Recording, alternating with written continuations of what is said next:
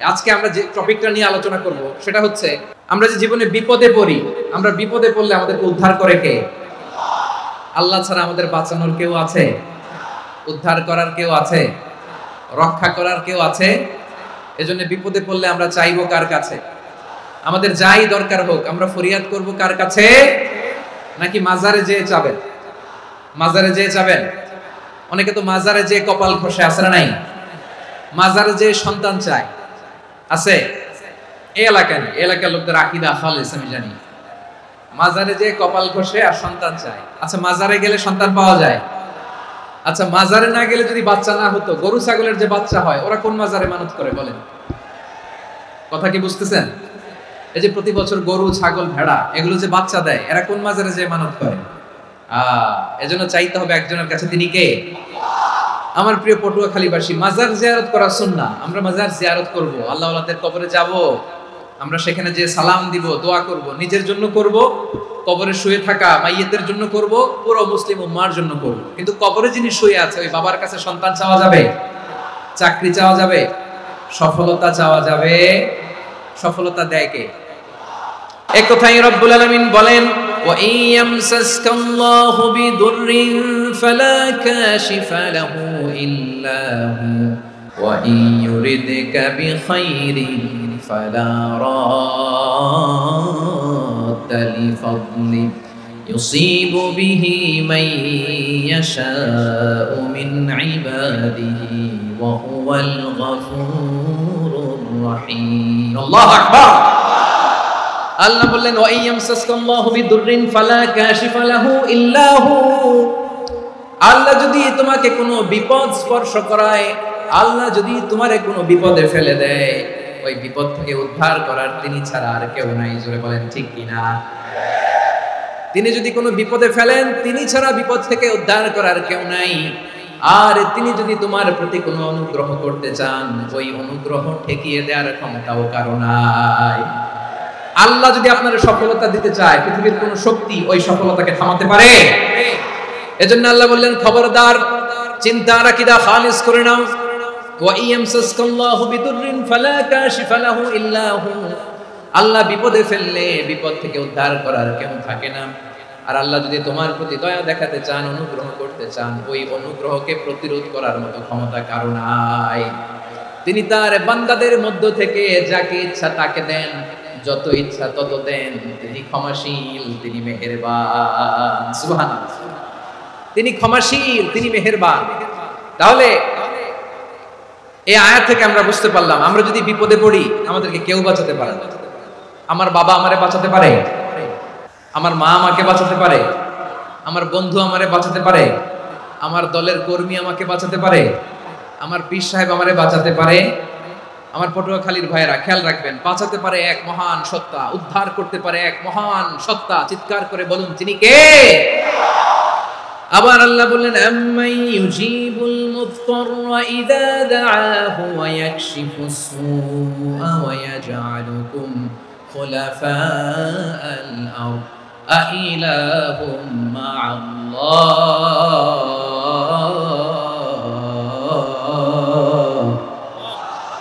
ক্বালিলাম মা তাযাক্কারুন। রব্বুল আলামিন বলেন, বিপদে পড়ে কাতর কণ্ঠে চিন্তাগ্রস্ত হয়ে যখন কেউ ফরিয়াদি হয়ে আল্লাহর ডাকে হাত তোলে, তখন এই ব্যক্তির ডাকে সাড়া দেয় কে?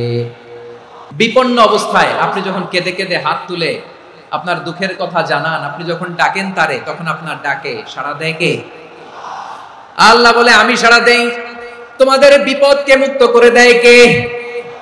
ওই আল্লাহর সাথে কোনো উপাস্য আছে নাকি? কিন্তু খুব অল্প সংখ্যক লোকই তোমরা উপদেশ গ্রহণ করো। কথাটা কার? তাহলে বিপন্ন মানবতা যখন কাঁদে, মানুষ যখন বিপদে পড়ে নিরুপায় হয়ে ফরিয়াদ করে, তার ডাক শোনার কেউ নাই একজন ছাড়া। চিল্লায় বলেন তো, তিনি কে? এজন্য আমরা ফরিয়াদের হাত কার দিকে তুলব? এবং খেয়াল রাখতে হবে, মাথার সাথে সেট করে নিতে হবে, আল্লাহ ছাড়া আমাকে উদ্ধার করার কেউ নাই। এই পৃথিবীতে কেউ আপন না। প্রিয় ভাইরা, বিপদে পড়লে বোঝা যায় কেউ আপন না। আপন শুধু একজন মহান সত্তা, তিনি কে? বিপদে আপদে কেউ আমাদের বাঁচাতে পারে না, তরাতে পারে না, মুক্তি দিতে পারে না, উদ্ধার করতে পারে না একমাত্র আমার প্রভু ছাড়া, আল্লাহ ছাড়া। চিল্লায় বলেন ঠিক কিনা? মাথার সাথে এটা সেট করে নিতে হবে যে আমাদের পুরো জীবনটাই পরীক্ষা। The life is a test. পুরো জীবনটাই পরীক্ষা। এই জীবনে বিপদ আসবে, আপদ আসবে, পরীক্ষা আসবে, সবার জীবনে এটা থাকে। এক একজনের পরীক্ষা এক এক রকম। আমার পরীক্ষা একরকম, মাসুদ ভাইয়ের পরীক্ষা একরকম, চৌধুরী সাহেবের পরীক্ষা একরকম, আপনার পরীক্ষা একরকম, ওনার পরীক্ষা আবার আরেক রকম।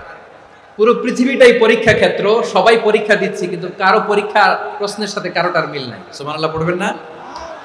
পুরোটাই পরীক্ষা ক্ষেত্র, সবাই পরীক্ষার্থী, কিন্তু প্রশ্নপত্র একটার সাথে আরেকটা মিলে না। One doesn't match the other. একজনেরটার সাথে আরেকজনেরটা মিলে না।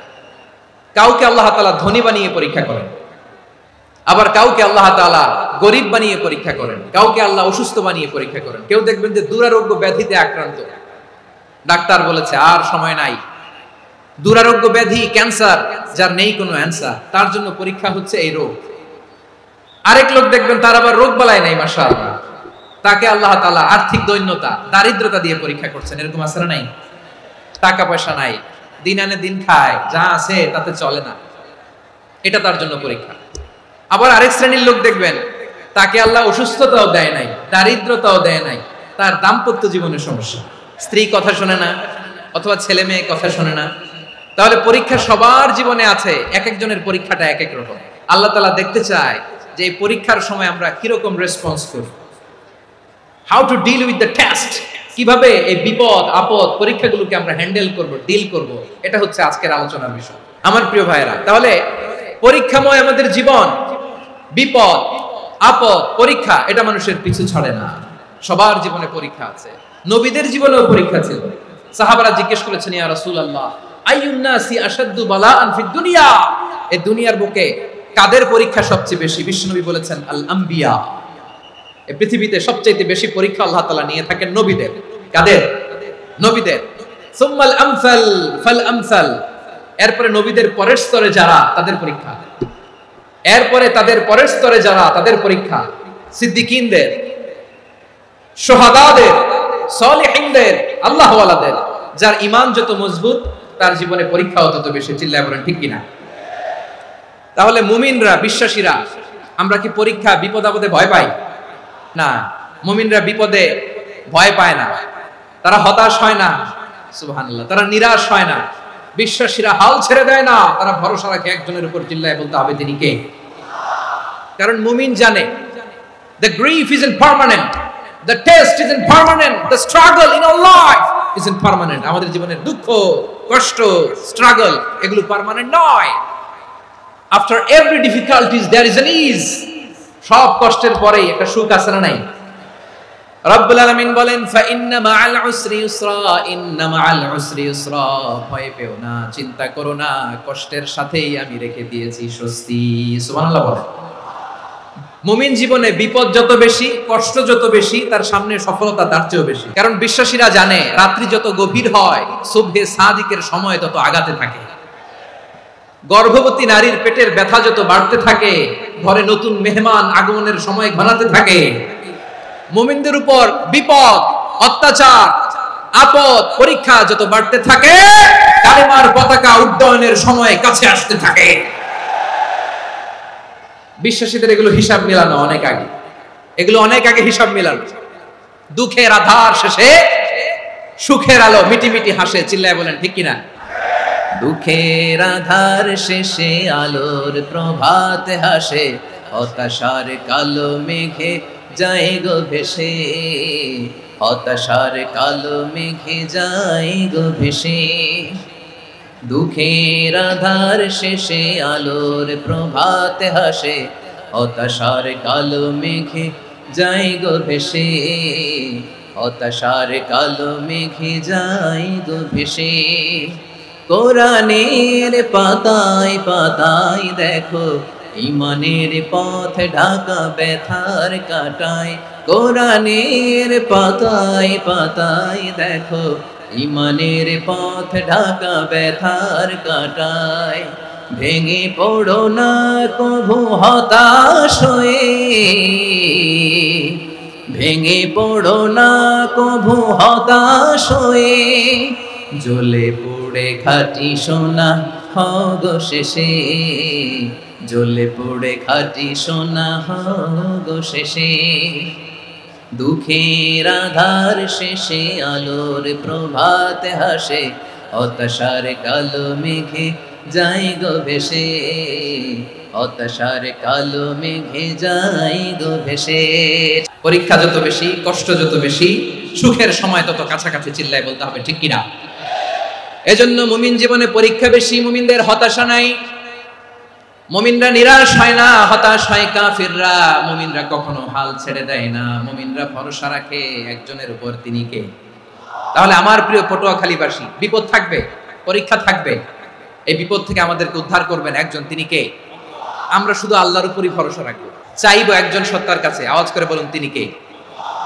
একজন সত্তার কাছে চাইবে। বিশ্বনবী ওনার চাচাতো ভাই আব্দুল্লাহ ইবনে আব্বাস রাদিয়াল্লাহু তাআলা আনহুকে বললেন, ইয়া আব্দুল্লাহ ইবনে আব্বাস, হে আব্দুল্লাহ ইবনে আব্বাস, ইদা সাআলতা ফাসআলিল্লাহ, যখন চাইবে আল্লাহর কাছে যাও।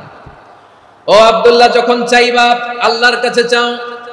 ওয়া ইদা ইসতাআনতা ফাসতাইন বিল্লাহ, যখন সাহায্য চাইবা আল্লাহর কাছে ফরিয়াদ করো। জেনে রেখো ও আব্দুল্লাহ, ওয়া আলাম আন্নাল উম্মাতা লাউ ইজতামাআত আলা আন ইয়ানফাউকা বিশাইইন লাম ইয়ানফাউকা ইল্লা বিশাইইন ক্বাদ কাতাবাহু আল্লাহু লাক।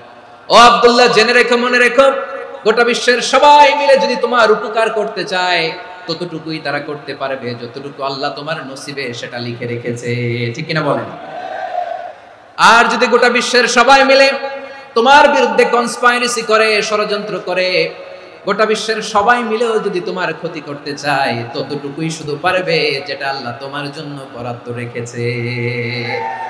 যতটুকু আল্লাহ তাআলা তোমার জন্য বরাদ্দ রেখেছে অতটুকুই ক্ষতি করতে পারবে, আর এক চুল বেশিও করতে পারবে না, কমও করতে পারবে না। চিল্লায় বলেন ঠিক কিনা? এজন্য আমরা চাইবো কার কাছে? সব সময় আমরা আল্লাহর কাছে চাইবো, বিপদে আপদে, সুখে দুঃখে, সচ্ছল অবস্থায় অসচ্ছল অবস্থায়, পরাজয়ের সময় বিজয়ের সময়, সব সময় আমরা ভরসা রাখবো কার উপর? সবাই বলুন। একদল লোক আছে যারা বিপদে পড়লে আল্লাহরে ডাকে, বিপদ আসলে আল্লাহরে ডাকে, বিপদ নাই আল্লাহও নাই। বিপদে পড়লে নামাজ পড়ে, বিপদও নাই নামাজও নাই। বিপদে পড়লে জিকির করে, বিপদ যখন চলে যায় ওদের জিকিরও বন্ধ হয়ে যায়। এরকম আছে না নাই? কিছু লোক দেখবেন পরীক্ষা আসলে নামাজ পড়ে, দেখবেন পরীক্ষার সময় নামাজ পড়ে, পরীক্ষাও নাই নামাজও আছে। এরকম কিছু লোক আছে অসুস্থ হলে আল্লাহরে বড্ড ভালোবাসে, আল্লাহরে খুব ডাকে। অসুস্থ হইলে অসুস্থতাও নাই, আল্লাহ স্মরণও নাই। দেখবেন কিছু লোক নির্বাচন আসলে খুব আল্লাহওয়ালা হয়ে যায়, তখন দেখবেন মাথার মধ্যে হেজাব লাগায়, পাঞ্জাবি লাগায়, আল্লাহওয়ালা হয়ে যায়। নির্বাচনও নাই, এরপরে আল্লাহর কথাও নাই। আছে না নাই?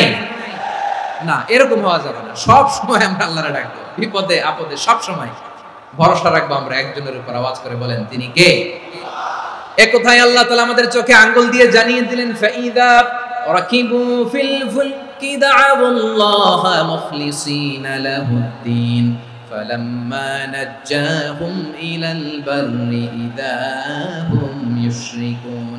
আল্লাহ বলে একদল লোক আছে, তারা যখন নৌযানে চড়ে, জলযানে চড়ে, সাগরের মধ্যে যখন জাহাজে চড়ে, লঞ্চে চড়ে, তারা যখন তুফানের সম্মুখীন হয়, তখন তারা আল্লাহরে বড্ড বেশি ডাকে, একান্ত ভাবে ডাকে, বিশুদ্ধ চিত্তে ডাকে।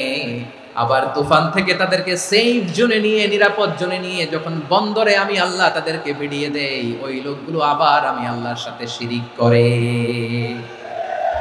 এরকম আছে না নাই? জাহাজে উঠছে, সাগরের মাঝখানে তুফান, ওই সময় দেখবেন আল্লাহ কারে কয়। এই কথা তো আপনাদেরকে বোঝানো সহজ, আপনারা তো নদীর দেশের মানুষ। আচ্ছা, লঞ্চে উঠে তুফানের সম্মুখীন হয়েছেন, জলোচ্ছ্বাস, সবাই আমার বলার দরকার নাই, বলেন মাঝ নদী, তুফান, জলোচ্ছ্বাস, জলের মধ্যে উচ্ছ্বাস, ঢেউ, টর্নেডো, সাইক্লোন, মেঘের ঘন ঘটা, পরিবেশ ঘুটঘুটে অন্ধকার, লঞ্চ একবার এদিকে আরেকবার ওইদিকে, ভিতরে কি অবস্থা হয় বলেন তো? তখন মুসলিম আল্লাহর ডাকে, হিন্দু আল্লাহর ডাকে, ঠিক কিনা বলেন? আস্তিক আল্লাহর ডাকে, নাস্তিক আল্লাহর ডাকে, ঠিক কিনা? লঞ্চের ভেতর, স্টিমারের ভেতর কান্নার রোল পড়ে যায়, চিৎকারের রোল পড়ে যায়, সবার মুখ দিয়ে শুধু একটা আওয়াজ, লা ইলাহা লা ইলাহা লা ইলাহা সুবহানাল্লাহ আলহামদুলিল্লাহ লা ইলাহা। আল্লাহ নামের জিকির করবে যারা, আল্লাহর কাছে প্রিয় তারা, আল্লাহর কাছে প্রিয় যারা, জান্নাতে প্রবেশ করবে তারা, জোরে লা ইলাহা লা ইলাহা ইল্লাল্লাহ লা ইলাহা ইল্লাল্লাহ মুহাম্মাদুর রাসূলুল্লাহ সাল্লাল্লাহু আলাইহি ওয়াসাল্লাম। আমার প্রিয় পটুয়াখালীবাসী, তাহলে লঞ্চের ভেতরে যখন আমরা তুফানের মধ্যে পড়ি, তখন সবাই মিলে আমরা একটা নামের জিকির করি। নামটা কার? মুসলমানেরাও ডাকে, হিন্দুরাও ডাকে, আস্তিকও ডাকে, নাস্তিকও ডাকে, সবাই ডাকে একজনকে। তিনি কে? আবার দেখবেন ওই আল্লাহ তুফানের পরে, ঝড়ের পরে ওই লঞ্চটাকে যখন সদর ঘাটে ফিরিয়ে দেয়, আবার আমরা নাফরমানি শুরু করে দেই। সে কোথায় আল্লাহ বললেন, ফাইদা রাকিবু ফিল ফুলকি দা'আল্লাহ মুখলিসিনা লাহুদ্দিন ফালাম্মা নাজ্জাহুম ইলাল বাররি ইযা হুম ইউশরিকুন।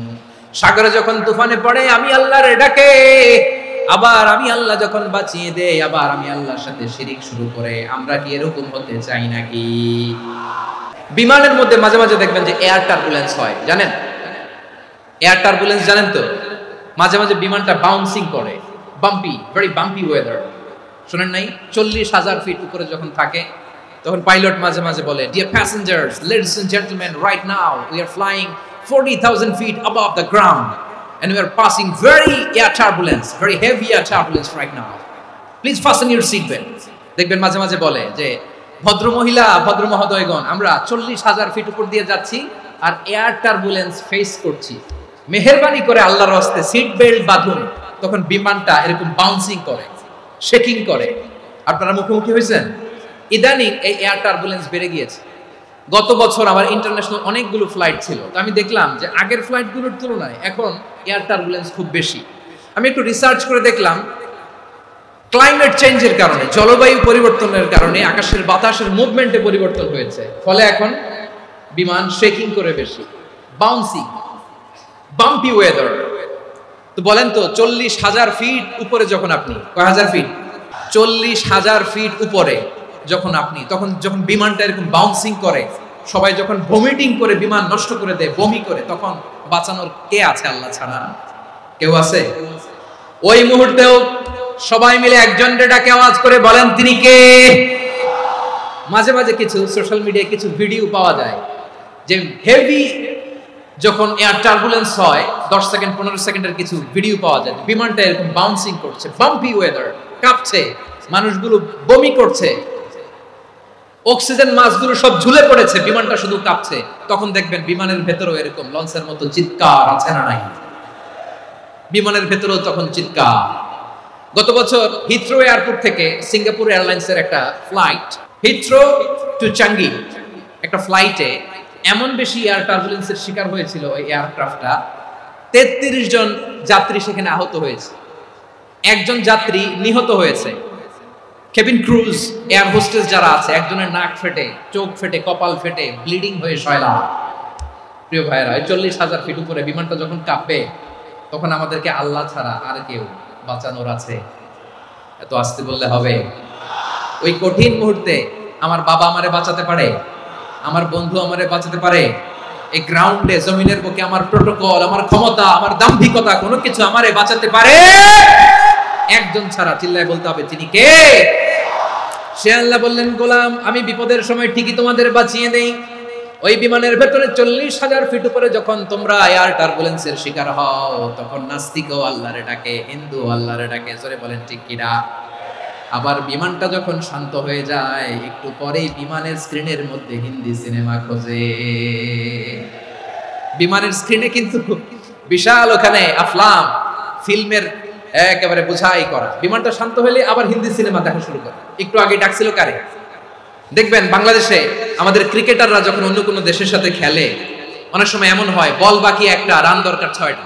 বল বাকি কয়টা? রান দরকার।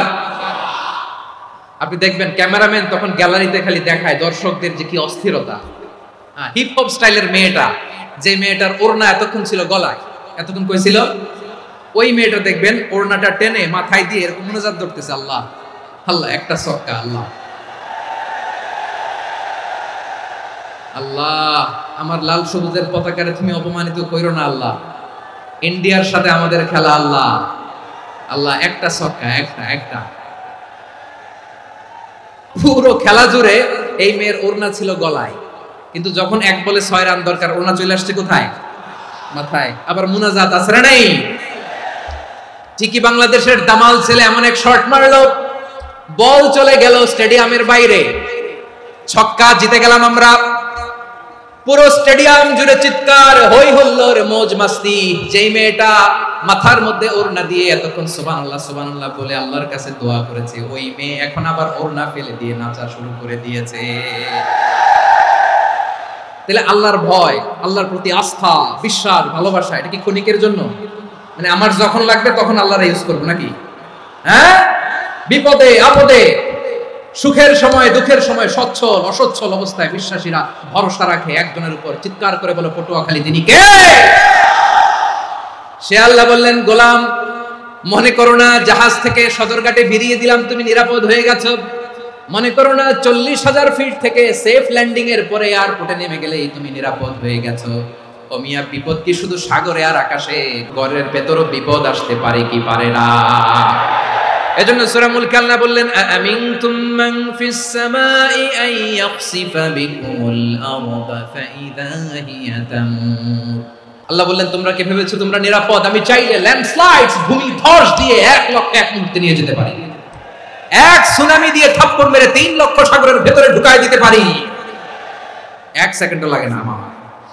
আম আমিনতুম মান ফিস সামাই আন ইউরসিলা আলাইকুম হাসিবা ফাসাতা'লামুনা কাইফা নাযীর। আল্লাহ চাইলে আকাশ থেকে পাথর বৃষ্টি নাজিল করতে পারেন কি পারেন না?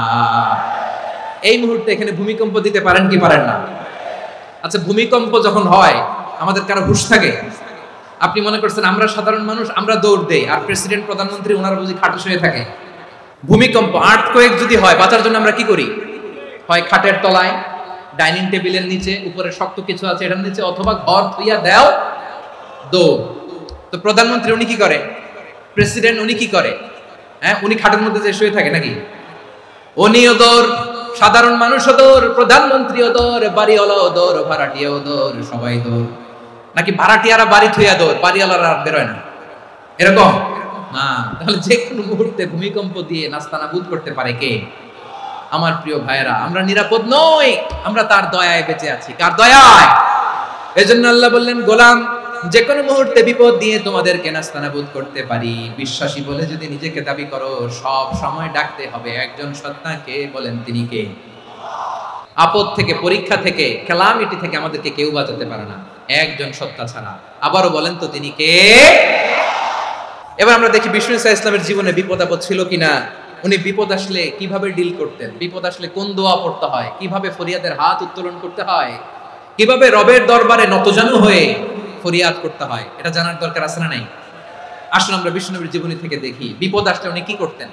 বিপদ আসলেই প্রথমে বিষ্ণু ইসা ইসলাম একটা দোয়া পড়তেন। তিনি পড়তেন, ইন্না লিল্লাহি ওয়া ইন্না ইলাইহি রাজিউন। নিশ্চয় আমরা আল্লাহর জন্য, নিশ্চয় আমরা কার দিকে ফিরবো ভাই? আবার কার দিকে ফিরবো? আওয়াজ করে বলুন তো, আমরা এসেছি কার কাছ থেকে, আবারও ফিরে যাব কার কাছে? এজন্য বিষ্ণুই পড়ছেন, ইন্না লিল্লাহি ওয়া ইন্না ইলাইহি রাজিউন। নিশ্চয় আল্লাহর জন্য, ওই আল্লাহর দিকেই আমরা ফিরে যাব। তারপরে বিষ্ণুই পড়তেন, আল্লাহুম্মা আজুরনি ফি মুসিবাতি ওয়াখলুফ লি খায়রাম মিনহা।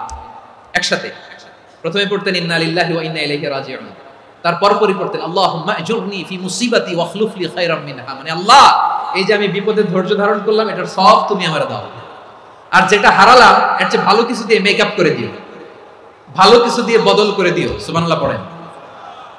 তাহলে বিপদ আসলে আমরা কি পড়ব?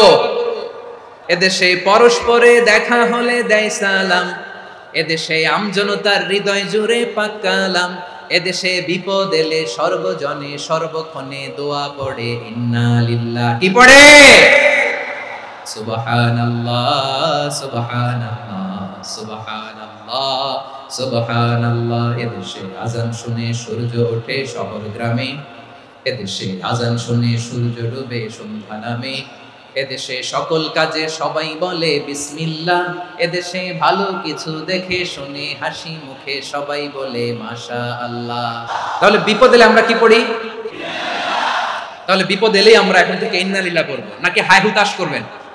একদল আছে হাই হুতাশ করে, হায় আল্লাহ রে মোর কি হইল রে, মুই কি হরমু রে, মুই কমবে যামু রে, এরকম বিলাপ করতে নিষেধ করেছেন বিশ্বনবী। কি করব, কই যাব, কি হবে, হায় হায়, এরকম হাহুতাশ আছে না নাই? বিশ্বাসীরা হাহুতাশ করে না, তারা ইন্না লিল্লাহ পড়ে। কি পড়ে মনে থাকবে?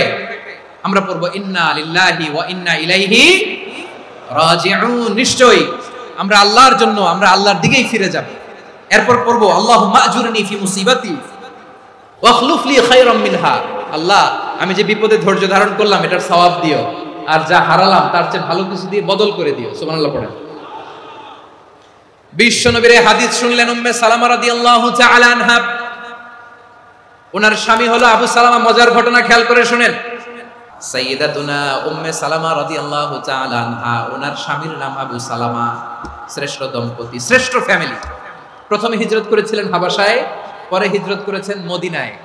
উহুদ যুদ্ধের পরে ওনার স্বামী আবু সালামা ইন্তেকাল করলো, শহীদ হলো। সুবহানাল্লাহ পড়েন। যখন আবু সালামা ইন্তেকাল করলো, উম্মে সালামা রাদিয়াল্লাহু তাআলা আনহা কেঁদে কেঁদে হয়রান। আর নবীর শিখানো বাণী অনুযায়ী তিনি বারবার পড়ছিলেন ইন্না লিল্লাহ। কি পড়ছিলেন? ইন্না লিল্লাহ।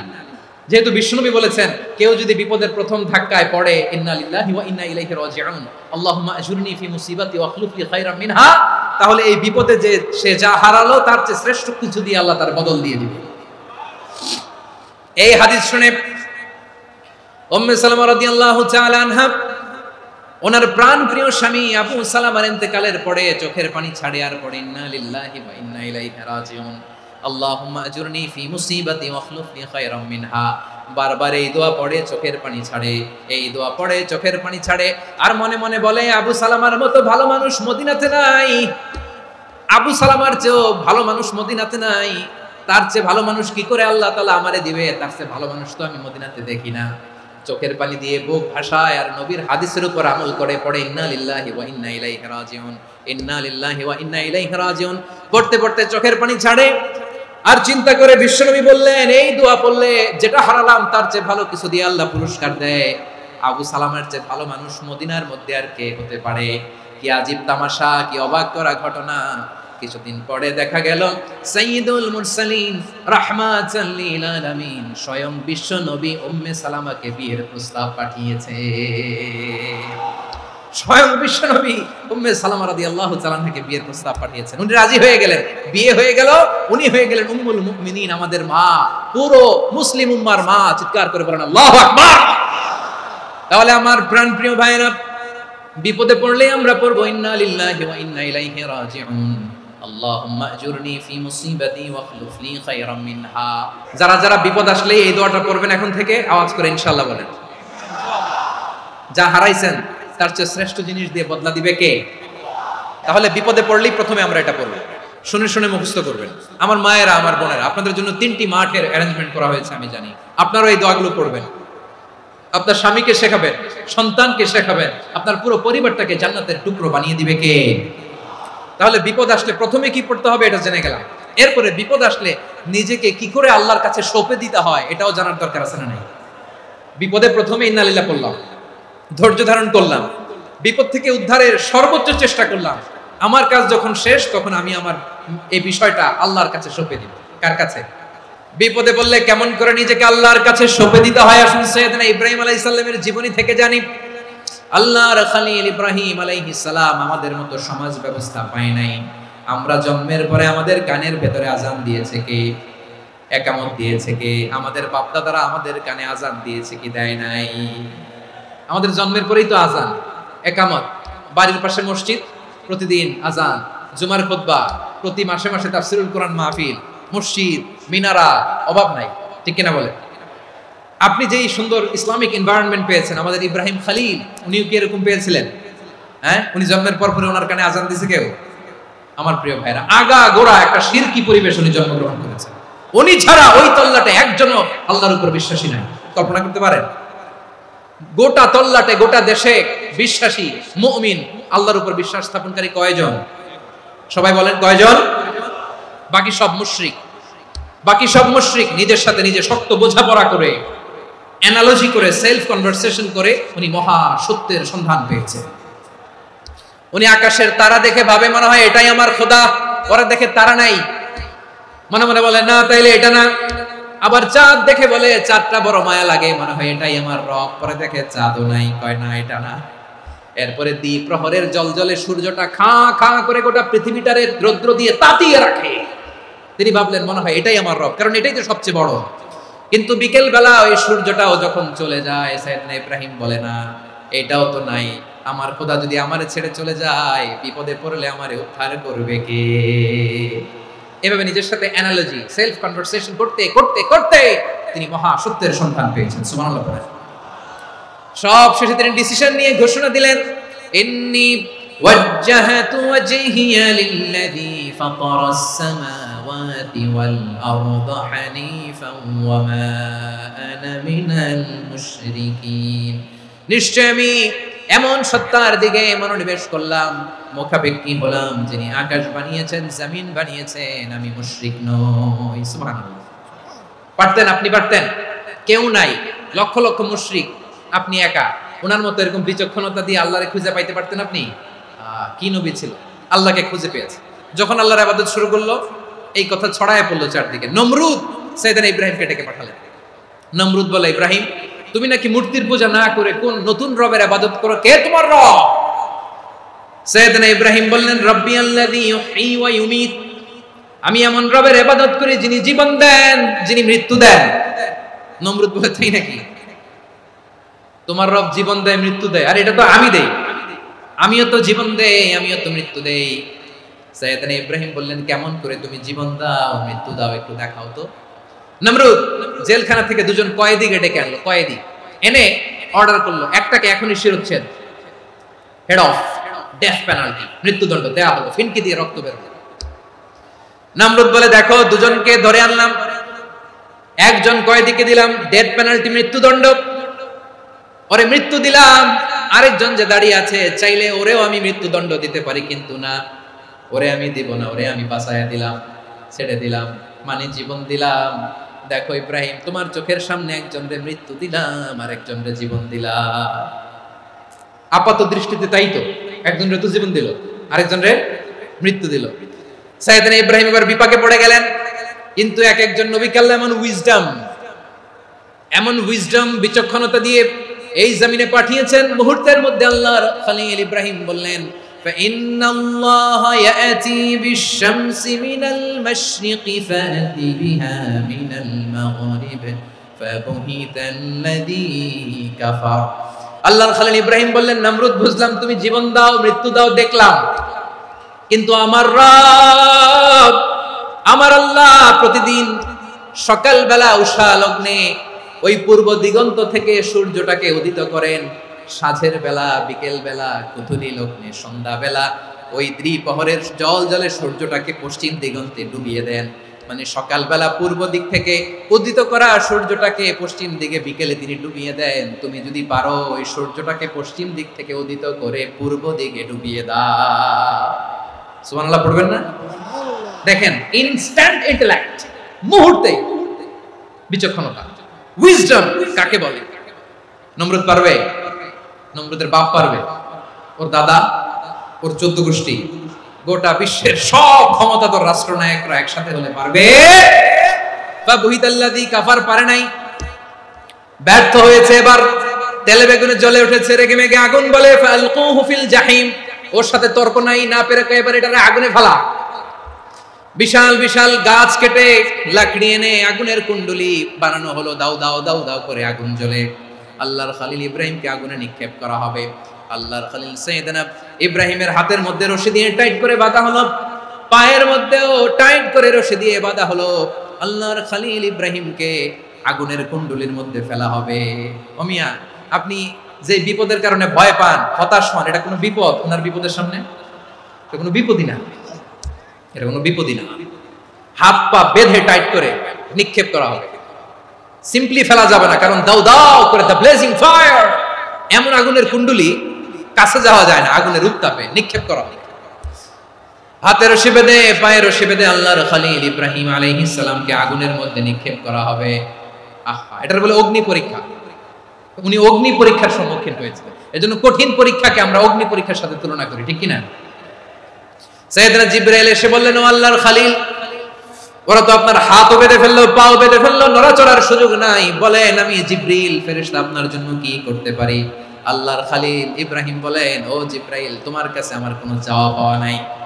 সুবহানাল্লাহ বলেন। তোমার কাছে বলার কিছু নাই, তোমার সাহায্যের আমার দরকার নাই। সাইয়েদনা ইব্রাহিম আলাইহিস সালামকে হাতে পায়ে রশি বেঁধে হাত পা বাঁধা অবস্থায় জ্বলন্ত অগ্নিকুণ্ডে যখন নমরুদের দলবল নিক্ষেপ করবে, আল্লাহর খলিল কিভাবে নিজেকে আল্লাহর কাছে সঁপে দিয়েছেন পটুয়াখালীর ভাইরা খেয়াল করে শুনুন। হাত পা বেঁধে আল্লাহর খলিলকে যখন নিক্ষেপ করা হবে, তিনি মুখ ফুটে বলে ফেললেন, হাসবুনাল্লাহু ওয়া নি'মাল ওয়াকিল। হাসবুনাল্লাহু ওয়া নি'মাল ওয়াকিল, আমার জন্য আল্লাহই যথেষ্ট, আমার জন্য আল্লাহই যথেষ্ট, তিনি আমার সবচেয়ে বড় গার্ডিয়ান, তিনি আমার সবচেয়ে বড় অভিভাবক। জিব্রাইলের সাহায্যের অফারকে ফিরিয়ে দিলেন, দুনিয়ার বুকে কারো কাছে কিছু বলেন নাই, মুখ ফুটে বলেছেন হাসবুনাল্লাহ। ও আমার পটুয়াখালীর প্রাণের ভাইয়েরা খেয়াল রাখবেন, কোন বান্দা তার হাতে থাকা সব চেষ্টাটুকুন করার পরে মুখ ফসকে মুখ দিয়ে যখন বলে ফেলে হাসবুনাল্লাহ, বান্দা যখন হাসবুনাল্লাহ বলে ফেলে, ওই ব্যাপারটা ডিল করার দায়িত্ব স্বয়ং আল্লাহ আরশের উপর থেকে নিয়ে নেয়। আপনি যখন বলে ফেলবেন হাসবুনাল্লাহ, এটা ডিলিং করবে কে তখন? বান্দা তার সাধ্যের সবটুকু চেষ্টার পরে নতজানু হয়ে যখন বলবে হাসবুনাল্লাহ, আল্লাহ তুমি আমার জন্য যথেষ্ট, নি'মাল ওয়াকিল, তুমি আমার শ্রেষ্ঠ অভিভাবক, তখন তার কি দরকার না দরকার এটা ডিল করে স্বয়ং আল্লাহ। নিক্ষেপ করা হলো সাইয়েদনা ইব্রাহিমকে অগ্নিকুণ্ডলিতে। হাজার হাজার মানুষের দৃশ্য দেখার জন্য জড়ো হয়েছে এরকম বিশাল ময়দানে। কিন্তু কি অবাক করার ঘটনা, সবাই ভয় পাচ্ছিল, না জানে কি হয়ে যায়। আল্লাহর খলিলকে যখন আগুনের কুণ্ডলিতে নিক্ষেপ করা হয়, আল্লাহর খলিল ইব্রাহিম আগুনের কুণ্ডলির মধ্যে বসে বসে মানুষগুলোর দিকে তাকিয়ে হাসতে শুরু করে দেয়। কারণ আকাশ থেকে রব্বুল আলামিন স্পেশাল ভার্ডিক্ট নাজিল করেছেন, স্পেশাল হুকুম জারি করেছেন, কুলনা ইয়া নারু কুনি বারদান ওয়া সালামান আলা ইব্রাহিম। ও আগুন খবরদার, সৃষ্টি শুরু থেকে তোকে একটা ধর্ম আমি বাতলে দিয়েছিলাম, তোর ধর্ম, আগুনের ধর্ম হলো যা পাবে জ্বালিয়ে সারখার করবে। আল্লাহ বলল, আগুন তোর ধর্ম দিয়েছিলাম, তুই সব জ্বালিয়ে পুড়িয়ে সারখার করে দিবি, কিন্তু ক্ষণিকের জন্য আমি তোর জ্বালিয়ে দেওয়ার ক্ষমতাটাকে কেড়ে নিলাম, জ্বালিয়ে ভস্ম করে দেওয়ার ক্ষমতা আমি কেড়ে নিলাম। কুনি বারদান, ঠান্ডা হয়ে যা, কিন্তু এত বেশি ঠান্ডা হবি না আবার আমার ইব্রাহিমের জন্য সর্দি লেগে না যায়। সুবহানাল্লাহ, এত আস্তে বললে হবে? কুনি বারদান, বারদ মানে বরফ, ঠান্ডা, ঠান্ডা হ, কিন্তু এত ঠান্ডা হবি না যাতে আমার ইব্রাহিমের কষ্ট হয়। আগুন বলে, আল্লাহ একবার বললাম ঠান্ডা হ, আবার বলো এত ঠান্ডা হবি না যাতে খলিলের সর্দি না লাগে। কেমন ঠান্ডা হব, কেমন এনভায়রনমেন্ট তৈরি করে দেব বলো? আল্লাহ বললেন, সালামান আলা ইব্রাহিম, আমার খলিল আমার ইব্রাহিমের জন্য তুই জান্নাতের গুল বাগিচা হয়ে যা। ও ভাই, নবী মুসার মতো ঈমান হলে রাস্তা হবে সাগর জলে, নবী ইউসুফের মতন ঈমান হলে একে একে দরজা খুলে, নবী ইব্রাহিমের মতন ঈমান যদি আজও থাকে বিদ্যমান, অগ্নিকুণ্ডে দেখতে পাবে খুবসুরত এক ফুল ভাগা। কুলনা ইয়া নারু কুনি বারদান ওয়া সালামান আলা ইব্রাহিম, বান্দা যখন মুখ দিয়ে বলে হাসবুনাল্লাহ, আমার আল্লাহ আমার জন্য যথেষ্ট, এই বলে যখন নিজেকে সঁপে দেয়, তার কি লাগবে ওই দায়িত্ব স্বয়ং নিয়ে নেয় কে? তাহলে আমার প্রিয় ভাইরা, বিপদের শুরুতেই আমরা বলবো ইন্না লিল্লাহ। শুরুতে কি বলবো? এরপরে যেই বাক্যটা পড়ে নিজের পরিস্থিতিকে আল্লাহর দরবারে সঁপে দিব, সেটা হচ্ছে হাসবুনাল্লাহ। সেটা কি? বিষ্ণু বলেন লা ইয়াজালু লিসানুকা রাতাবান মিন যিকরিল্লাহ। সব সময় আল্লাহর স্মরণ দিয়ে, জিকির দিয়ে জিহ্বাটারে সিক্ত রাখো। আর শয়তানু জাসিমুন আলা কলবি ইবনে আদম। শয়তান বনি আদমের কলবে খামচি মেরে বসে থাকে। ফাইদা যাকারাল্লাহ খালাসা। মানুষ যখন আল্লাহর স্মরণ করে, জিকির করে, শয়তান দৌড়ে পালায়। ওয়া ইদা গাফালা ওয়াসওয়াসা। যখনই বনি আদম গাফেল হয়, তখনই শয়তান তার হৃদয়ে ওয়াসওয়াসা দেয়। এজন্য বিপদে পড়লে ইন্না লিল্লাহ, নিজের সব টুকুন করার পরে, নিজের রোল প্লে করার পরে নিজেকে আমরা কি বলে সঁপে দিব? সবাই বলেন, মনে থাকবে? বিপদে পড়লে প্রথমে ইন্না লিল্লাহ, এরপরে নিজেকে যখন সঁপে দিব তখন হাসবুনাল্লাহ। এরপরে কঠিন বিপদে যখন বিশ্বনবী পড়তেন তখন কি করতেন? এমন বিপদ মাঝে মাঝে হয় না, দেয়ালে পিঠ থেকে যায়, চোখে মুখে অন্ধকার, কি করব দিশা খুঁজে পাই না, এরকম হয় কখনো? বিশ্বনবী এরকম কঠিন বিপদে পড়েছেন জীবনের কিছু কিছু মুহূর্তে। ওই মুহূর্তে বিশ্বনবী স্পেশাল দুইটা দোয়া পড়তেন। এই দোয়াগুলো আপনাদেরকে জানিয়ে দেয়। বিশ্বনবী বলেন, কঠিনতম বিপদে যখন পড়বা, দেয়ালে পিঠ থেকে যায়, চোখে মুখে অন্ধকার, বাঁচার কোনো উপায় নাই, তখন পড়বা লা ইলাহা ইল্লা আনতা সুবহানাকা ইন্নী কুনতু মিনাজ জালিমিন। আল্লাহ, তুমি ছাড়া কোনো ইলাহ নাই, তুমি পবিত্র, নিশ্চয় আমি জালিমদের অন্তর্ভুক্ত। সুবহানাল্লাহ বলেন। এই দোয়া সাইয়েদনা ইউনূস আলাইহিস সালাম পড়েছিলেন যখন মাছের পেটে ছিলেন। এবং অনেক মুফাসসিরিন ইকরাম বলেছেন, অনেক আহলুল ইলমরা বলেছেন, এটা হচ্ছে ইসমে আজম। ইসমে আজম এমন দোয়া যেটা দিয়ে দোয়া করলে আল্লাহ দোয়া কবুল করে। কিন্তু এটা কোনটা, এটা নিয়ে ইখতিলাফ আছে। কোন কোন আহলুল ইলম বলেন লা ইলাহা ইল্লা আনতা সুবহানাকা ইন্নী কুনতু মিনাজ জালিমিন, এটা হচ্ছে ইসমে আজম। সাইয়েদনা ইউনূস আলাইহিস সালাম পড়েছেন, আপনারা পড়েননি? এটা পড়বেন আপনারা। এই দোয়া পড়ে সাইয়েদনা ইউনূস আলাইহিস সালাম মাছের পেট থেকে রক্ষা পেয়েছিলেন। রক্ষা করেছিল কে? তুমি ইউনূস নবীরে যখন খাইলো মাছেতে গিলিয়া, ফেরেশতা পাঠাইয়া দিলে ইসমে আজম দিয়া। প্রাণে ছিল যাহার ভয়, সেথা পাইল আশ্রয়। প্রাণে ছিল যাহার ভয়, সেথা পাইল আশ্রয়। মাছের পেট হতে সে যে পেল পরিত্রাণ। আল্লাহু আল্লাহু তুমি জাল্লে জালালুহু, শেষ করা তো যায় না গে তোমার গুণগান। আল্লাহু আল্লাহু লা ইলাহা ইল্লা আনতা সুবহানাকা ইন্নী কুনতু মিনাজ জালিমিন। বিশ্বনবী বললেন, দেয়ালে পিঠ থেকে গেলে, চোখে মুখে অন্ধকার, বাঁচার কোনো উপায় নাই, তখন এই দোয়াটা পড়তে হবে। এই দোয়া পড়ে আল্লাহর কাছে ফরিয়াদ করলে বিপদ মুক্ত করবেন কে? কেন এই দোয়াটা আল্লাহর কাছে বড্ড প্রিয় জানেন আমার ভাইরা? কারণ এই দোয়ার মধ্যে তিনটা জিনিস আছে। এক নম্বরে হচ্ছে তাওহীদ, দুই নম্বরে তাসবিহ, তিন নম্বরে তাকরীর। আই রিপিট, আবারও বলছি, এক নম্বরে তাওহীদ, দুই নম্বরে তাসবিহ, তিন নম্বরে তাকরীর। এই দোয়াটা আল্লাহর কাছে এত পছন্দনীয় কারণ এই দোয়ার প্রথম অংশে আছে তাওহীদ, আল্লাহর একত্ববাদের ঘোষণা। লা ইলাহা ইল্লা আনতা, ও আল্লাহ আপনি ছাড়া কোনো ইলাহ নাই, উপাস্য নাই। এই কথা বললে আল্লাহ বড্ড খুশি হয়ে যায়। সুবহানাল্লাহ পড়েন। এই দোয়ার দ্বিতীয় অংশে আছে তাসবিহ, মানে আল্লাহর প্রশংসা, প্রশংসা সূচক বাণী। সুবহানাক সুবহানাক সুবহানাক, ও আল্লাহ আমি আপনার পবিত্রতা ঘোষণা করছি। সুবহানাক, এই কথা শুনলেও আল্লাহ খুশি হয়ে যায়। সুবহানাল্লাহ পড়েন। এই দোয়ার তৃতীয় অংশে আছে তাকরীর। তাকরীর মানে পাপের স্বীকৃতি। তাকরীর মানে কি? তাকরীর মানে পাপের স্বীকৃতি। এই দোয়ার তৃতীয় অংশে আছে ইন্নী কুনতু মিনাজ জালিমিন, ও আল্লাহ আমি জালিমদের অন্তর্ভুক্ত। আল্লাহ আল্লাহ আমি জালেম, আল্লাহ আমি ভুল করেছি, অন্যায় করেছি, আল্লাহ আমি জালিমদের অন্তর্ভুক্ত। এই পাপের স্বীকৃতি, অ্যাকনলেজমেন্ট আল্লাহ বড্ড পছন্দ করে। যখন আল্লাহর কাছে আপনি ছোট হবেন, ছোট হতে হতে যত ছোট হবে, ওই দৃশ্যটা দেখতে আল্লাহ বড্ড পছন্দ করে। সুবহানাল্লাহ বলেন। তিন নম্বর অংশ ইন্নী কুনতু মিনাজ জালিমিন, আল্লাহ আমি জালিমদের অন্তর্ভুক্ত। সাইয়েদনা আদম আলাইহিস সালাম ভুল করে যখন নিষিদ্ধ গাছের ফুল খেয়ে ফেললেন, ফল খেয়ে ফেললেন, আল্লাহ বললেন আদম ক্ষমা পেতে চাইলে তুমি আর হাওয়া মিলে স্বীকৃতি দাও, পাপের স্বীকৃতি আর পড়ো। রব্বানা যালামনা আনফুসানা ওয়া ইল্লাম তাগফির লানা ওয়া তারহামনা লানাকুনান্না মিনাল খাসিরিন। ও আল্লাহ আমি আদম আর হাওয়া যালামনা আনফুসানা, আমরা আমাদের নফসের উপর বড্ড জুলুম করেছি। আল্লাহ ওয়া ইল্লাম তাগফির লানা ওয়া তারহামনা, আপনি যদি ক্ষমা না করেন, আপনি যদি দয়া পরবশ না হন, আপনি যদি রহম না করেন, আমরা তো ক্ষতিগ্রস্তদের মধ্যে শামিল হয়ে যাব। এই দোয়া করার সাথে সাথে সাইয়েদনা আদম আর হাওয়া আলাইহিস সালামকে ক্ষমা করে দিলেন কে? তাহলে এই দোয়ার 3 নম্বর অংশ তাকরীর, এটা আল্লাহ বড় পছন্দ করে। আমার কলিজার টুকরা ভাইয়েরা, গুনাহ করে শিকার যেতে হবে, এটা আল্লাহ ভালোবাসেন। সাইয়েদনা আবু বকর রাদিয়াল্লাহু তাআলা আনহু বিষ্ণু ইসা ইসলামকে বললেন, ইয়া রাসূলুল্লাহ আল্লিমনি দুআআন আদউ বিহি ফি সালাতি, নবী হে আপনি আমার এমন একটা স্পেশাল দোয়া শিখায়া দেন যে দোয়াটা আমি নামাজে পড়ব। নবী বললেন, তাহলে তুমি পড়ো, আল্লাহুম্মা ইন্নী যালামতু নাফসি যুলমান কাসীরান ওয়া লা ইয়াগফিরুয যুনুবা ইল্লা আনতা ফাগফিরলি মাগফিরাতাম মিন ইনদিকা ওয়ারহামনি ইন্নাকা আনতাল গফুরুর রহিম। সুবহানাল্লাহ। সালাম ফিরানোর আগে পড়েন। ও আবু বকর, নামাজে যদি দোয়া করতে মনে চায় এই দোয়াটা পড়বা, আল্লাহুম্মা ইন্নী যালামতু নাফসি, আল্লাহ জুলুম করেছি আমার নফসের উপর, যুলমান কাসীরা, অনেক জুলুম, ওয়া লা ইয়াগফিরুয যুনুবা ইল্লা আনতা, আপনি ছাড়াই জুনুব এই পাপ ক্ষমা করার দ্বিতীয় কোনো রব নাই, আছে?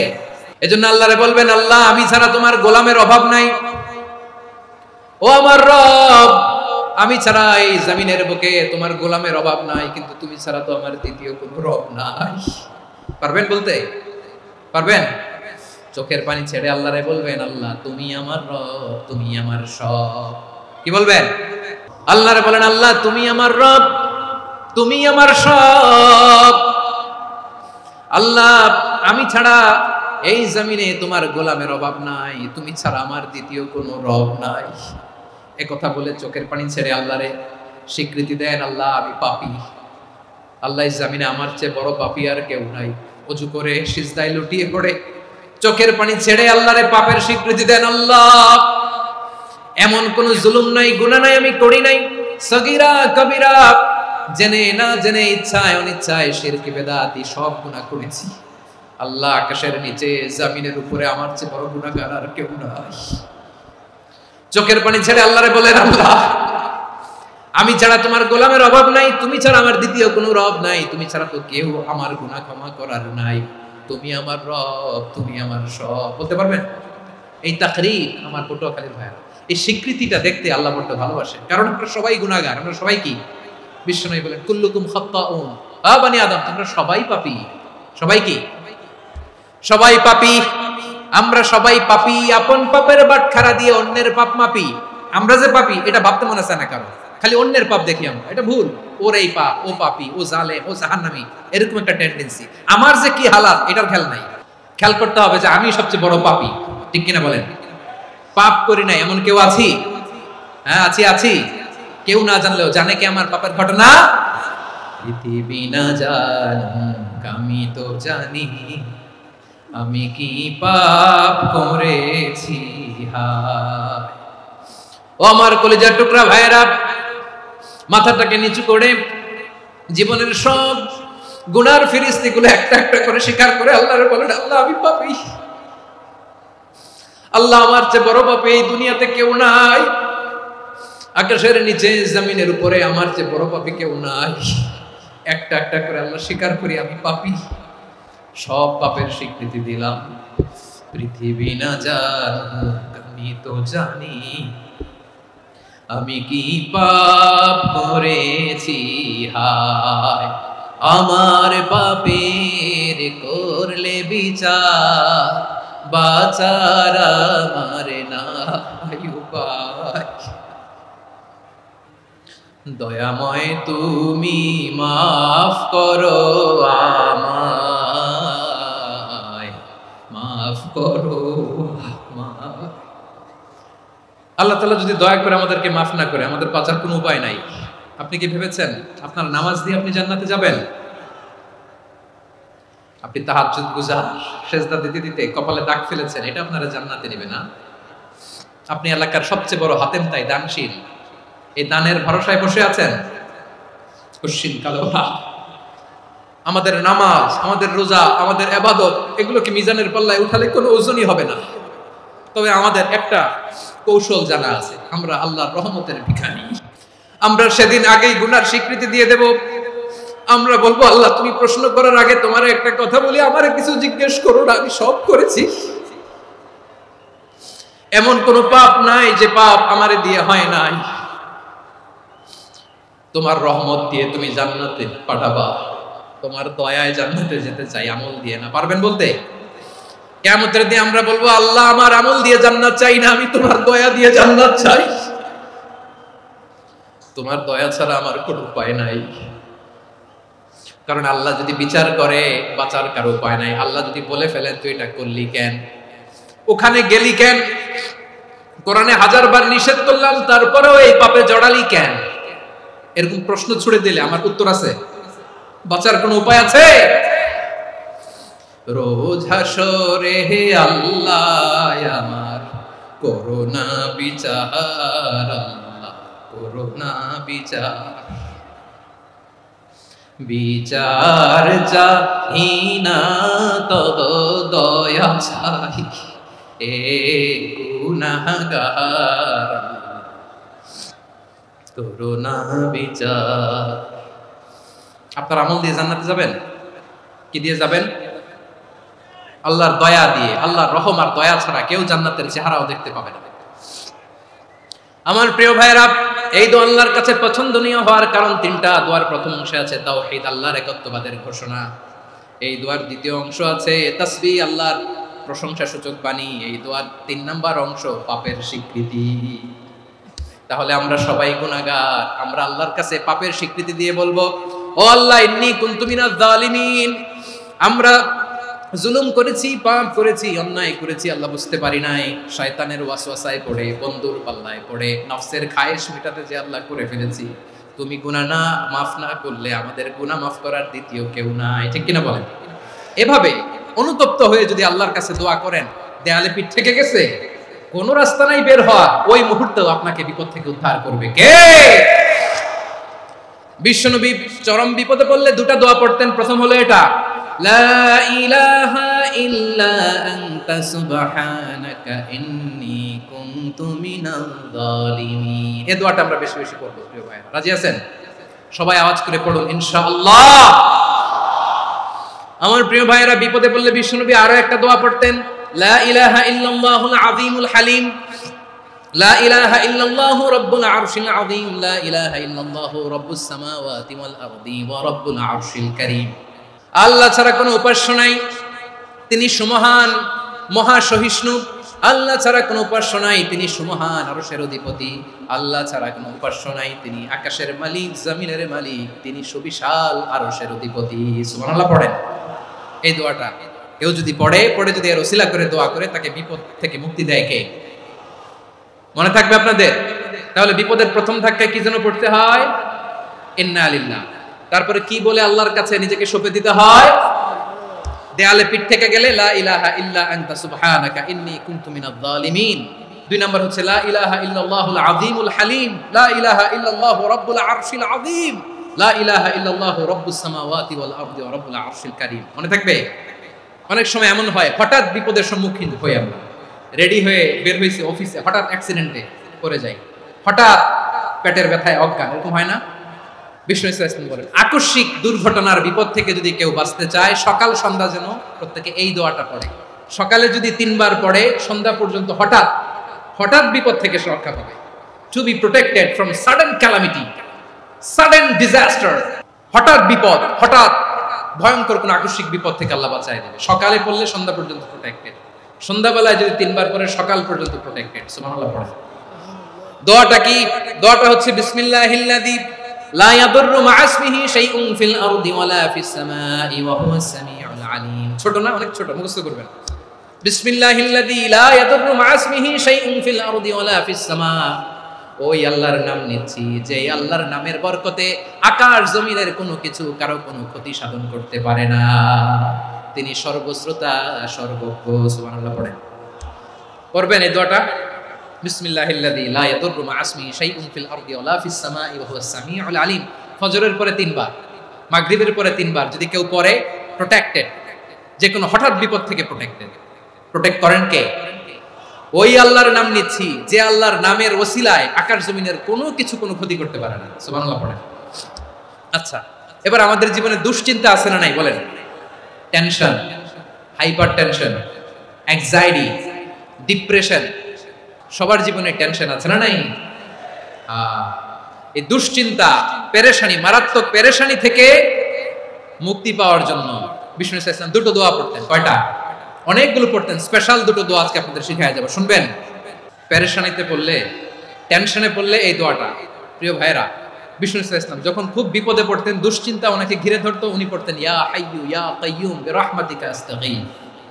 ইয়া হাইয়ু ইয়া কাইয়ুম, হে শাশ্বত অবিনশ্বর, হে চিরঞ্জীব, বিরহমাতিকা আস্তাগীথ, তোমার রহমতের উসিলায় তোমার কাছে ফরিয়াদ করি, এটা করতেন। আবার আরেক বর্ণনায় এসেছে ইয়া হাইয়ু ইয়া কাইয়ুম বিরহমাতিকা আস্তাগীথ আসলিহ লি শা'নি কুল্লাহু ওয়ালা তাকিলনি ইলা নাফসি তারফাতা আইন। আসলিহ লি শা'নি কুল্লাহ, আল্লাহ আমার সবকিছু আপনি সেটেল করে দেন, আমাদের সব ঝামেলা সেটেল করে দিতে পারে কে? তাহলে পড়বেন ইয়া হাইয়ু, এ চিরঞ্জীব। হাইয়ু মানে চিরঞ্জীব, যিনি চিরকাল বেঁচে থাকবেন, মরবেন না। আল্লাহ মরবেন? তার কোনো লয় আছে? ক্ষয় আছে? সূরা রহমানে আল্লাহ বললেন কুল্লু মান আলাইহা ফানি ওয়া ইয়াবকা ওয়াজহু রাব্বিকা যুল জালালি ওয়াল ইকরাম ফাবিআইয়ি আলাই রাব্বিকুমা তুকাযিবান। জমিনে যা আছে সব ভ্যানিশ হয়ে যাবে, নিশ্চিহ্ন হয়ে যাবে, শেষ হয়ে যাবে, সব বিলুপ্ত হয়ে যাবে, একজন ছাড়া। জোরে বলেন তিনি কে? এই দোয়াটা কেন পছন্দ আল্লাহর কাছে? কারণ এখানে আল্লাহর দুইটা সুন্দর নাম আছে, গুণবাচক নাম, আল হাই, আল কাইয়ুম, এই দুটো নাম আছে এখানে। আবার এই দুইটা আয়াতুল কুরসির অংশ। আয়াতুল কুরসির শুরু তো এটা আসরা নাই, হ্যাঁ আসরা নাই। 3 নম্বর কারণ এটা ইসমে আজম। কোন দোয়াটা ইসমে আজম? যে দোয়া ওসিলায় দোয়া করলে আল্লাহ দোয়া ফেরায় না। অনেকগুলো মত আছে, সবচেয়ে ভ্যালিড মত হচ্ছে এটা, ইয়া হাইয়ু ইয়া কাইয়ুম, এর ওসিলা দিয়ে দোয়া করলে দোয়া কবুল করে কে? 2 নম্বরে বিশ্বনবী মারাত্মক বিপদে পড়লে আরেকটা দোয়া পড়তেন, আল্লাহুম্মা ইন্নী আবদুক। আগে দোয়াটা পড়ি, শুনেন।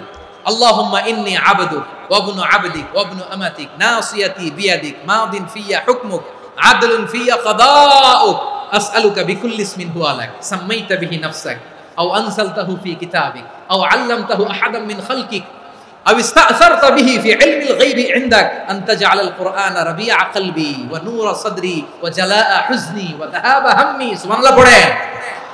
বিষ্ণু বলতেন আল্লাহুম্মা ইন্নী আবদুক, ও আল্লাহ আমি আপনার গোলাম, ওয়া ইবনু আবদিক, গোলামের ঘরের গোলাম, ওয়া ইবনু আমাতিক, বাদীর ঘরের গোলাম। মানে আল্লাহ আমি আপনার গোলাম, আমার বাবা আব্দুল্লাহ ছিল আপনার গোলাম, আমার মা আমিনা ছিল আপনার বাদী। মানে আমরা গোলাম বংশের সব গোলাম। নিজের এর চেয়ে আর ছোট করে আল্লাহর কাছে উপস্থাপন করা যায় আমার ভাইরা? কথা কি বুঝতেছেন? নিজেকে এর চাইতে ছোট, নগণ্য আর তুচ্ছ করে আল্লাহর সাথে প্রেজেন্ট করা যায়? বিশ্বনবী বললেন ও আল্লাহ আমি আপনার গোলাম, গোলামের ঘরের গোলাম, দাসীর ঘরের গোলাম, নাসিয়াতি বিয়াদিক, আমার মাথার চুলের ছুটি আপনার হাতের মুঠোয়, আপনি ডানে টান দিলে আমি ডানে যেতে বাধ্য, আপনি বাঁয়ে টান দিলে বাঁয়ে যেতে বাধ্য। বিশ্বনবী বললেন আল্লাহ আমার মাথার চুলের ঝুঁটি আপনার হাতের মুঠোয়। আচ্ছা এইভাবে কাকে ধরা হয়? যে খুব ছোট, ঠিক কি না? নিজেকে কত ছোট করলেন বিশ্বনবী। ও আল্লাহ আমার মাথার চুলের ঝুঁটি আপনার হাতের মুঠোয়, আপনি ডানে টানলে আমি ডানে যাব, বাঁয়ে টানলে বাঁয়ে যাব। আল্লাহ আসআলুকা বিকুল্লি ইসমিন হুয়া লাক নাসিয়াতি বিয়াদিক মাদিন ফিয়া হুকমুক, আপনার নির্দেশ আমার উপর কার্যকর হবেই হবে। আদলুন ফিয়া কাদাউক, আপনার ফয়সালা, যেই ফয়সালাই আপনি আমার জন্য করেন এটাই ইনসাফ। সুবহানাল্লাহ বলেন। আমরা আল্লাহর ফয়সালায় সন্তুষ্ট হতে চাই না। কত কমপ্লেইন, আল্লাহ তুমি এটা দিলা না, ওইটা পাইলাম না, ওইটা হইল না রে, এরকম অভিযোগ কমপ্লেইন আমাদের আছে না নাই? আর বিশ্বনবী বলতেন আদলুন ফিয়া কাদাউক, আল্লাহ আমার জন্য তোমার যেটা ফয়সালা এটাই সবচেয়ে শ্রেষ্ঠ ইনসাফ, এর চেয়ে ইনসাফ আর হতে পারে? এভাবে কায়মান বাক্যে আল্লাহর কাছে বিশ্বনবী দোয়া করতেন। এরপরে বিশ্বনবী বলেন আল্লাহ তোমার যত নাম আছে সব নামের ওসিলায় দোয়া করি, যে নাম তুমি আমাদেরকে জানিয়েছো, যে নাম তুমি আমাদেরকে জানাও নাই, যে নাম তুমি কোরআনে নাজিল করেছো, যে নাম নাজিল করো নাই, যে নাম শুধু নবীদেরকে জানিয়েছো। আর আল্লাহর এমন কিছু চমৎকার চমৎকার সুন্দর সুন্দর নাম আছে, এই নামগুলো রব্বুল আলামিন কাউকে জানাবে না। সুবহানাল্লাহ বলেন। আমরা তো 99 নাম জানি, 100 নাম জানি আল্লাহ, কিন্তু আল্লাহর এমনও কিছু নাম আছে যেগুলো আল্লাহ বিষ্ণু নবীরও জানায়নি। এগুলো আল্লাহ ইলমুল গায়বে রেখে দিয়েছেন। দোয়ার সময় বলবেন আল্লাহ তোমার যেই নামগুলো জানি, যেগুলো জানি না, যেগুলো কোরআনে আছে, যেগুলো নাই, যেগুলো নবীরে খাস ভাবে জানাইছো ওগুলোর উসিলায়, যেগুলো কোনোদিন জানাবাও না তোমার ওই নামের উসিলাও তোমার কাছে চাই। আল্লাহ কোরআনকে আমার হৃদয়ের বসন্ত বানাও, আমার বক্ষের জ্যোতি বানাও, আমার চিন্তা দুশ্চিন্তা তুমি দূর করে দাও। বিশ্বনবী বললেন এই কালিমাগুলো, এই বাক্যগুলো পড়ে যদি কেউ আল্লাহর কাছে ফরিয়াদ করে, তার হৃদয় থেকে দুশ্চিন্তা কাটিয়ে দিবে কে? আচ্ছা, সবশেষে বলি, ঋণের বোঝায় যারা জর্জরিত, বিষ্ণু সাল্লাল্লাহু আলাইহি ওয়াসাল্লাম চমৎকার একটা দোয়া শিখিয়েছেন।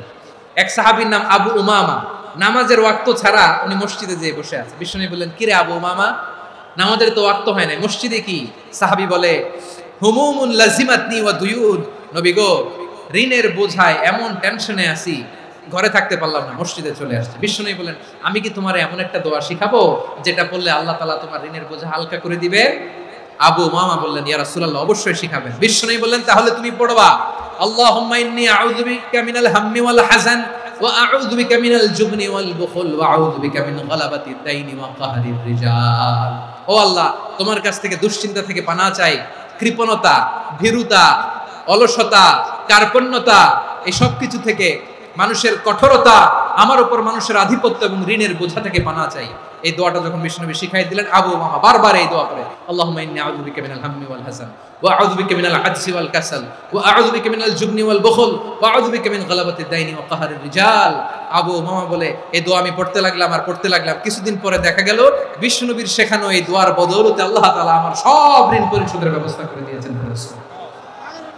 আমার প্রিয় পটুয়াখালীর ভাইরা, বিশ্বনবীর জামাতা সাইয়্যিদিনা আলী রাদিয়াল্লাহু তাআলা আনহুর কাছে এক লোক এসে বলে, হে আলী, ঋণের বোঝায় আমি জর্জরিত, আমার কিছু অর্থ দিয়ে সাহায্য করো। সাইয়্যিদিনা আলী রাদিয়াল্লাহু তাআলা আনহু বললেন, আমি কি তোমার এমন একটা দোয়া শিখাবো যেটা বিশ্বনবী আমাদের শিখিয়েছেন? এই দোয়া যদি তুমি পড়ো, লাউ কানা আলাইকা মিসলু জাবালিন কাবীরিন দাইনান আদাল্লাহু আনকা, পাহাড় পরিমাণে যদি ঋণের বোঝা হয়, আল্লাহ এটা পরিশোধের ব্যবস্থা করে দেবেন। ছোট্ট একটা দোয়া বিশ্বনবী শিখালেন, বললেন তুমি পড়বা, আল্লাহুম্মা কফিনি বিহালালিকা আন হারামিকা ওয়া আগনিনি বিফাদলিকা আম্মান সিওয়াক। আল্লাহুম্মা কফিনি বিহালালিকা আন হারামিক, আল্লাহ তোমার হালাল দিয়ে আমাকে পরিতুষ্ট করো, হারাম থেকে বাঁচিয়ে রাখো, আর তোমার অনুগ্রহে মানুষের মুখাপেক্ষী যেন আমি না হই, আমি যেন সবসময় তোমার মুখাপেক্ষী হই, ওই তৌফিক দিও। সুবহানাল্লাহ। এই দোয়া বেশি বেশি পড়লে ঋণের বোঝা হালকা করে দিবে কে? তাহলে প্রিয় ভাইয়েরা, বিপদে পড়লেই প্রথমে কি পড়বেন? ইন্না লিল্লাহ। কি বলে নিজেকে আল্লাহর কাছে সঁপে দিতে হয়? হাসবুনাল্লাহ। চরম বিপদে দেয়ালে পিঠ থেকে গেছে, তখন লা ইলাহা ইল্লা আনতা সুবহানাকা ইন্নী কুনতু মিনাজ জালিমিন। এরপরে লা ইলাহা ইল্লাল্লাহুল আযীমুল হালিম, এই দোয়া। আকস্মিক বিপদ, হঠাৎ যেন কোনো বিপদ আমাকে পেয়ে না বসে, এটার জন্য বিসমিল্লাহিল্লাযী লা ইয়াদুররু মা ইসমিহি শাইউন ফিল আরদি ওয়ালা ফিস সামাই ওয়া হুয়াস সামিউল আলীম। সকালে 3 বার, রাতে 3 বার।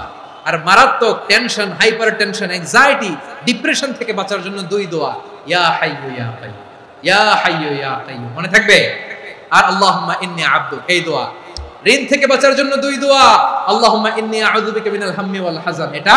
আর আল্লাহুম্মা কফিনি বিহালালিকা আন হারামিকা ওয়া আগনিনি বিফাদলিকা আম্মান সিওয়াক। আর সব সময় পড়ার জন্য একটা আমল দিয়ে যাই, উঠতে বসতে, অফিসে যাচ্ছেন, অফিস থেকে ফিরতেছেন, বসে আছেন, শুয়ে আছেন, ছোট্ট এক শব্দে আমরা যেন বেশি বেশি পড়ি, আস্তাগফিরুল্লাহ। আল্লাহ রাসূল সাল্লাল্লাহু আলাইহি ওয়াসাল্লাম বলেন, মান লাজিমাল ইস্তিগফার, যে সব সময় এরকম ইস্তিগফারের সাথে লেগে থাকে, জাআলাল্লাহু লাহু মিন কুল্লি দীকিন মাখরাজা, আল্লাহ তাআলা তাকে কোনো বিপদে আটকান না, সে জীবনে আটকাবে না, যে কোনো বিপদে আল্লাহ তার রাস্তা বের করে দিবেন। Way out, you will get a way out in solution. সুবহানাল্লাহ। ওয়া মিন কুল্লি হাম্মিন ফারাজা, দুশ্চিন্তা মুক্ত হবে। ওয়ায়ারযুকহু মিন হাইসু লা ইয়াহতাসিব, এমন জায়গা থেকে আল্লাহ রিজিকের বন্দোবস্ত করবে যেটা সে কল্পনাও করে নাই। আওয়াজ করে পড়েন সুবহানাল্লাহ। আমার প্রিয় ভাইরা, এটা গেল নিজের বিপদ। নিজে যদি বিপদে পড়েন, অন্যের বিপদ যদি দেখেন, এটার জন্য একটা দোয়া আছে। অনেক সময় আমরা দেখি হাসপাতালে ক্যান্সারের 3rd স্টেজে চলে গেছে, লোকটা হ্যাংলা হয়ে, চিকন হয়ে, হায়রে কি কষ্ট পায়, দেখি না? বিষ্ণু বলে, একটা দোয়া যদি কেউ অন্যের কোনো বিপদ দেখে পড়ে, ওই বিপদ তার জীবনে কখনো আসবে না। অনেক সময় হয় যে আমরা মহাসড়ক দিয়ে যখন চড়ি, দুর্ঘটনায়, আইরে আল্লাহ, দুর্ঘটনায় মানুষের মাথা একদিকে, দেহ আরেকদিকে, ব্লিডিং, এরকম হয় না? আল্লাহ তুমি হেফাজত করো। বিশ্বনবী বলেন, এই দুর্ঘটনা দেখে কেউ যদি এই দোয়াটা পড়ে, তার জীবনে সে কোনোদিন এরকম অ্যাক্সিডেন্টের সম্মুখীন হবে না। বিশ্বনবী বলেন, অন্যের বিপদ দেখে কেউ যদি পড়ে, আলহামদুলিল্লাহিল্লাযী আফানি মিম্মা বাতালাকা বিহি ওয়া ফাদ্দালানি আলা কাসীরিন মিম্মান খালাকা তাফদীলা, মানে প্রশংসা সেই আল্লাহ যে আল্লাহ তাআলা তোমাকে যেই জিনিস দিয়ে পরীক্ষা করেছে আমাকে ওইটা থেকে বাঁচিয়ে দিয়েছে। তোমাকে আল্লাহ যেই বিপদে ফেলেছে আমাকে ওই বিপদ থেকে তিনি মুক্ত রেখেছে, আর তার অনেক সৃষ্টির উপর আমাকে তিনি প্রাধান্য দিয়েছে। সুবহানাল্লাহ পড়েন। যে কোনো বিপদ, কারো ক্যান্সার দেখে যদি এই দোয়াটা আপনি বিশ্বাসের সাথে পড়েন, জীবনে কোনোদিন ক্যান্সার রোগে আক্রান্ত হবেন না। দুর্ঘটনা দেখে যদি পড়েন, ওই দুর্ঘটনা আপনাকে স্পর্শ করবে না। যে কোনো কারো বিপদ দেখে যদি কোনো বিশ্বাসী বান্দা এই দোয়া পড়ে, বিশ্বনবী বলেন লাম ইউসিবহু যালিকাল বালা, ওই বিপদ তাকে আর ধরবে না। উফিয়া মিনহু মিন যালিকাল বালা কাইনাম মা কান, সে যতদিন হায়াত পাবে কোনোদিন ওই বিপদ তাকে স্পর্শ করবে না। আমার প্রিয় ভাইরা, তাহলে পুরো আলোচনার সেন্ট্রাল থিম হচ্ছে আমাদের জীবনে বিপদ আসবে, কষ্ট আসবে, দুঃখ আসবে, কিন্তু বিপদে আপদে আমরা হাল ছেড়ে দিব না, হতাশ হব না। মুমিন হতাশ হয় না, নিরাশ হয় না, হাল ছেড়ে দেয় না। মুমিন ভরসা রাখে একজনের উপর। আওয়াজ করে বলুন, যিনি কে? বিপদে পড়লে আমাদেরকে উদ্ধার করে কে? আবার আমাদেরকে যদি কোনো নেয়ামত আল্লাহ দিতে চান, ওইটা কেড়ে নেওয়ার ক্ষমতা কারো আছে? তাহলে আমরা কানেক্টিভিটি বাড়াবো কার সাথে? আমাদের প্রার্থনার ফরিয়াদের হাত তুলবো কার কাছে? রাজি আছেন? পটুয়াখালীর ভাইরা, মনে থাকবে কথাগুলো। আল্লাহ তাআলা আমাদের সবাইকে কথাগুলো বোঝার ও আমল করার তৌফিক দান করুন।